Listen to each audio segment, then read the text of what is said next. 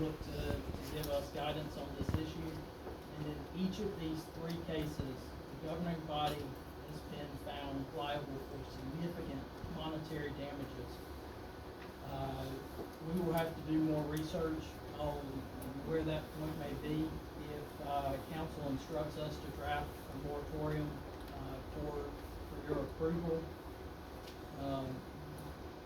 But I specifically want council to know that in the 1983 case of Scott versus Greenville, the county council, after granting power to the planning commission, tried to then intervene after and go around the planning commission after the planning commission had already been established.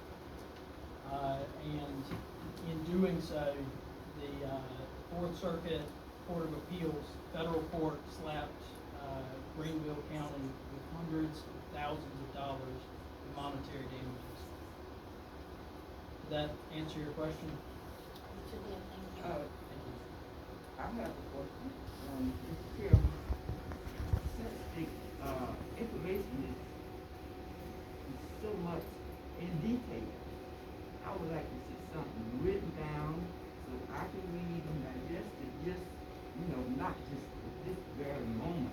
Is it necessary that we need to go from that particular, at this moment? Well, she asked a question, so he was responding to it. He can certainly prepare a brief that answers the question as well. Okay. It's not worded in line.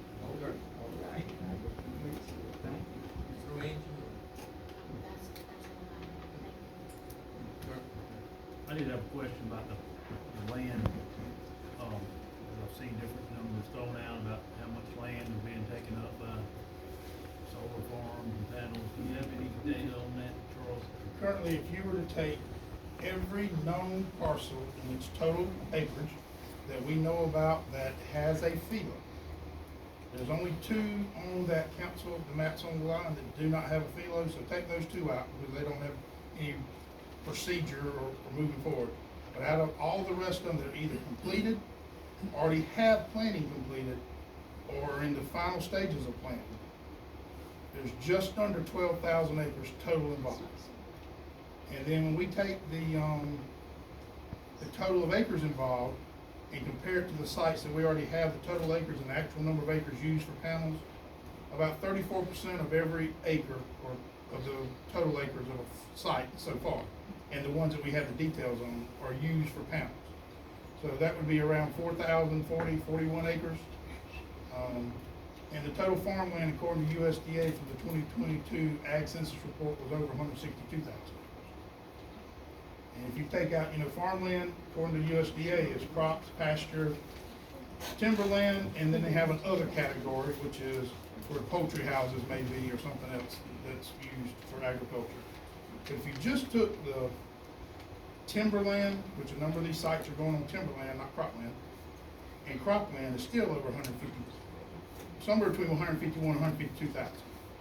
So we're looking at, if every one of them were developed, that we know about, with the exception of the two that do not have a FELO yet, every one of them would be just under 2.5, 2.6% of the total farmland reported in farm property. And that is a fact. I would have to keep myself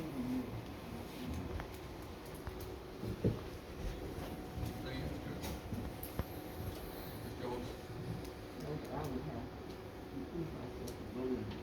I like to research and I like to think and I read and get a fair understanding of what's going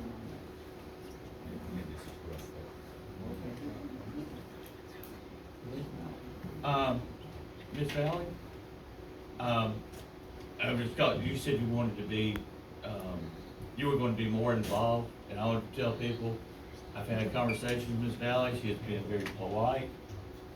I find that she's been very sincere about her concerns, and she's also, it seems that she's very intelligent when it comes to understanding the nuances of county government, the ordinances, and how things happen. Ms. Valley, I think I can speak for everyone on council. We welcome your input, and that you go to those meetings and you make sure that the letter of the law was followed and that things are done right. So I want to say thank you, and we welcome your involvement. And there are other things, because we talked about economic development, a little bit last time.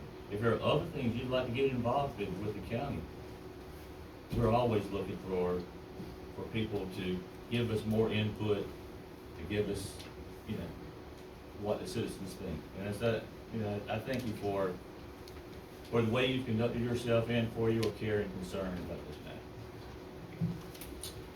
Dan? I don't have any comments at this time. David? Yeah, I do have one question about the solar farms. Do we have a way of imposing our stricter ordinances on FELOs that are already written for solar projects? I mean, like for example, some of these projects are, before we strengthen our ordinances to 600 feet, a bit better vegetative buffer. Is there a way to put them on the past ones? Let me handle the first part of that. Okay. Your ordinance is not where you went to the 600 feet. FELO. You did that in the FELO. Right, correct? what I meant. I'll handle the second part of that. Council can change ordinances at any time, and they can certainly change, development ordinances to place additional restrictions. But the same restrictions that I discussed with, the moratorium, with regard to vested property interests for landowners, in answering, Councilwoman Godbold's question would apply here. It boils down to being that you can make ordinances, prospectively enforceable, but really. Okay, that leads in, I Can't figured that was the regulate. case, but this leads to my next question. Is there any way if we've given a FELO and we've got a few on the books that haven't even started, is there a date to where we can say, hey, if you have not broken ground, if you've not started in 3 years, that you have to go by our tougher restrictions? Yes. Yes. Yes. So I would, first defer this question to Will Johnson, who's the Okay. FELO attorney, he's the better person to answer it. Generally, that could be included in contracts going forward if that's something the council wants. But that's not something that we could read into a contract that has already been, executed if that wasn't originally included in. I would like to ask Mr. Johnson to look into that. See if. We'll have him here in February, not February, April for you. Thank you, that's all I have.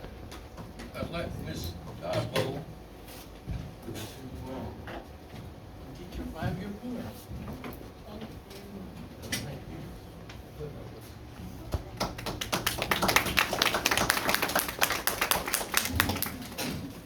All right. Appreciate everyone that took time out of their day to come be with us. We do listen. We'll, continue to work as a council. But other than that, that's all I have. And I'm gonna make a motion to adjourn. Second. All in favor, say aye. Aye.